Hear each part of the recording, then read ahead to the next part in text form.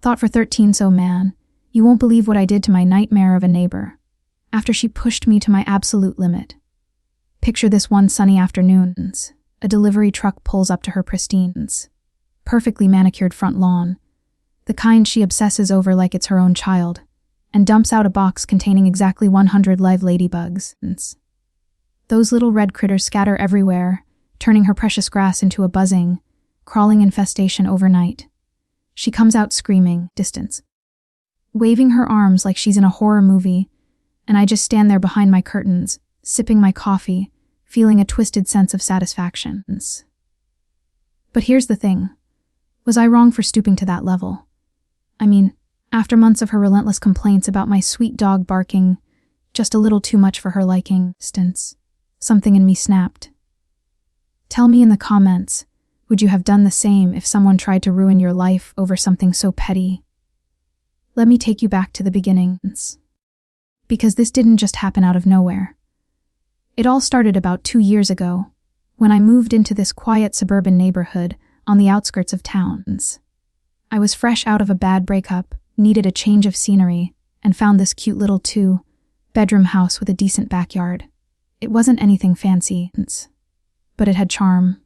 Wooden fences, a small porch where I could sit and watch the world go by, and enough space for me to finally get a dog. Something I'd always wanted but never had the room for in my old apartment. I named him Buddy, a golden retriever mix I adopted from the local shelter.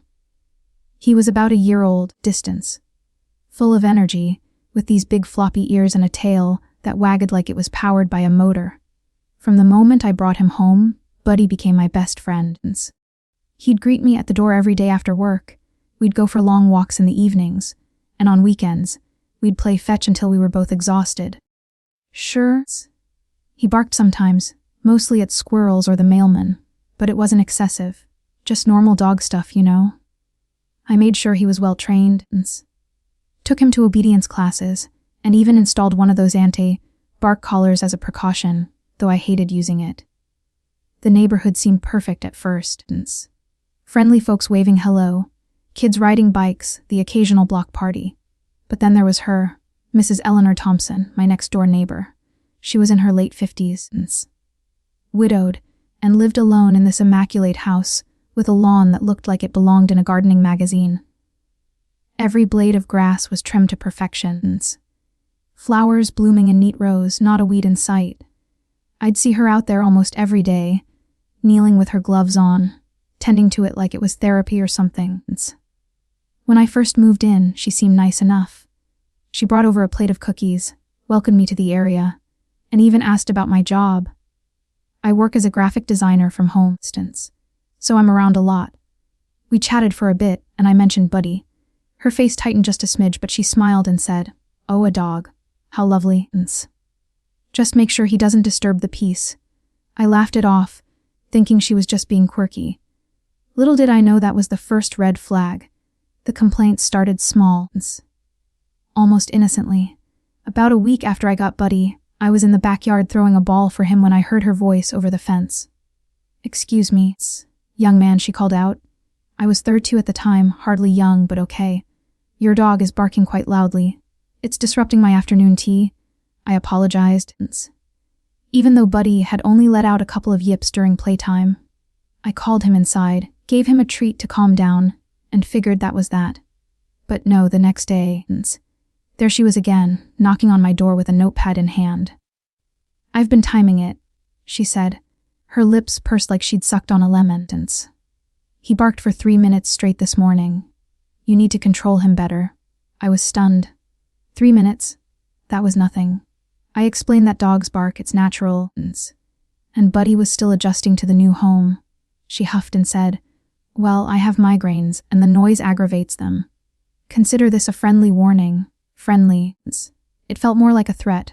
From then on, it became a pattern.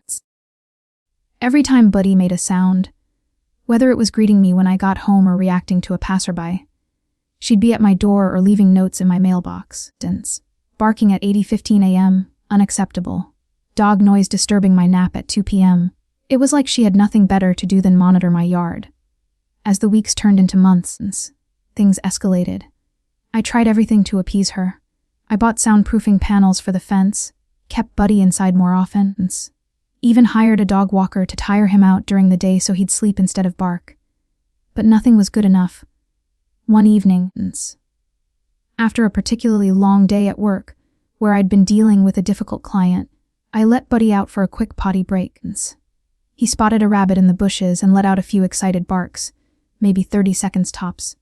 Next thing I know, there's a pounding on my door. It was Mrs. Thompson, red-faced and furious.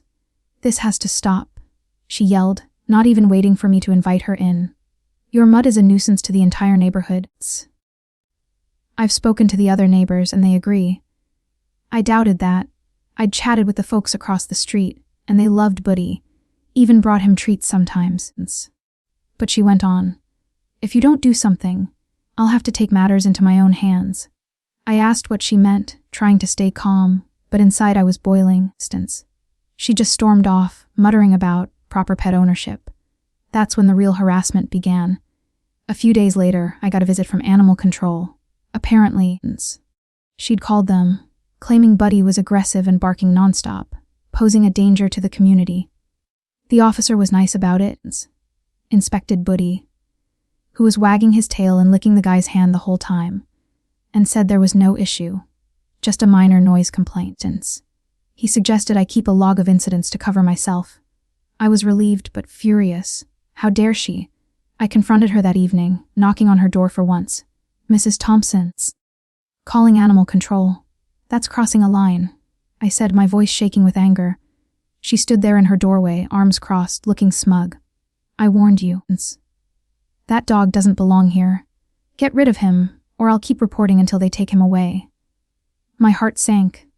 Buddy was family, there was no way I'd give him up. From my perspective, she was the problem, not him. I slammed the door. Well, I didn't slam it, but I wanted to, and went home, hugging Buddy tight, whispering that I'd protect him no matter what. The complaints didn't stop. She started involving the police for noise violations, even though our town has specific ordinances, and Buddy's barking never exceeded the limits. Officers would show up, apologize for the bother, and leave after seeing it was baseless. But each visit chipped away at my sanity. I'd lie awake at night, worrying if she'd call again, if they'd eventually side with her just to shut her up. My work suffered too. As a freelancer, I need focus, but her constant interruptions, notes, knocks, glares over the fence, made it hard. I confided in my sister over the phone one night, tears in my eyes, "She's making my life hell over a dog who wouldn't hurt a fly," I said. My sister suggested talking to the HOA, but our neighborhood didn't have one, so that was out. Other neighbors started avoiding me, probably not wanting to get caught in the crossfire. One guy down the street pulled me aside and said, "Eleanor's always been like this." She complained about my kid's basketball hoop until I took it down. Just ignore her. But ignoring her wasn't an option, she was relentless. Months dragged on like this, and my resentment built like a pressure cooker. I'd see her out there, pampering her lawn, and think about how ironic it was. She cared more about grass than people or pets. Buddy, bless him, seemed oblivious, still his happy self, but I noticed he was more anxious, barking less but whining when he sensed my stress. I tried mediation once, inviting her over for coffee to talk it out. "Look, Mrs. Thompson," I said, pouring her a cup. "I understand the barking bothers you. What can I do to make this better?" She sipped, then set the cup down hard. "Get rid of the dog. That's the only solution. No compromise, no empathy." That meeting ended with her listing all the ways Buddy was ruining her life. Migraines, lost sleep, even claiming his fur was blowing over the fence and killing her flowers. It was absurd. After she left, I sat there, head in hands, feeling defeated. How had my fresh start turned into this nightmare? Then came the breaking point. One weekend, I was hosting a small barbecue for a few friends. First time in ages I'd socialized. Buddy was on his best behavior, tied up in the yard, quiet as a mouse. But midway through, the police showed up again. Mrs. Thompson had called, saying the dog party was too loud and that Buddy was howling. He wasn't, my friends could vouch for it. The cops left quickly, but the mood was ruined. My friends felt awkward, And one even said, "Dude, that lady's crazy. You gotta do something." That night, alone with Buddy curled up at my feet, I scrolled online, venting in my mind. I stumbled upon forums about petty neighbor revenge, harmless pranks to get even. Most were silly, like signing them up for junk mail, but one caught my eye: ordering live insects for gardens.